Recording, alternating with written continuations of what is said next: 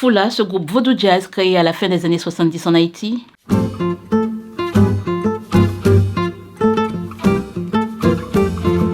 Mais avant tout, il convient de parler du nom du groupe. Détrompez-vous. Fula, ce ne sont pas les initiales de ses membres, ni une référence à la petite île écossaise nommée Fula, encore moins au mot foulard qu'on aurait prononcé en créole. Mais avant de vous donner la définition de Fula, qui étaient ses fondateurs? Qui sont les membres du groupe qui ont enregistré Fula Vaudou Jazz d'Haïti? En 1978, des musicologues, des amoureux de la musique se réunissent après avoir arpenté le pays en dehors, visité les temples vaudous, écouté les musiques. Ils se sont dit, l'essence de notre musique se trouve dans les chants des cérémonies vaudou. Ils ont donc entrepris d'enregistrer ces morceaux entiers et viendront les travailler pour les associer au jazz, mais tout en respectant les rites, rara, pétro, maï, etc. Mais alors, qu'est-ce qui les a motivés?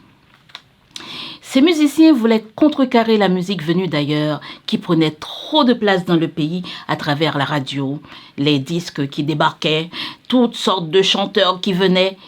C'est ainsi que Jean-Raymond Giglio, Gaston Jean-Baptiste, tous deux tambourineurs, Wilfried Lavo, Ditido, guitariste, Yves Boyer, Dichiko Boyer, bassiste, Turgot Théodate, saxophoniste, et Harry Sanon se mettent ensemble pour créer Fula. Une fois que je vous dis ce qui a sensibilisé ces musiciens, c'est le moment de vous donner la définition de Fula. Fula est un mot qui vient du Congo et qui signifie le souffle de la vie. Oui, pour ces musiciens aguerris et ces haïtiens dans l'âme, la musique du terroir, la musique traditionnelle, avec ses chants, ses instruments, principalement le tambour, insuffle la vie. Les musiciens avec ce groupe voulaient que nous nous rappelions d'où nous venons et qui nous sommes et surtout de ne jamais nous laisser envahir. Donc, en 1978, Wilfried Lavo et ses compères enregistrent un album de choc où la musique racine fusionne avec le jazz dont on connaît les origines. Chaque morceau sur cet album est travaillé à la perfection.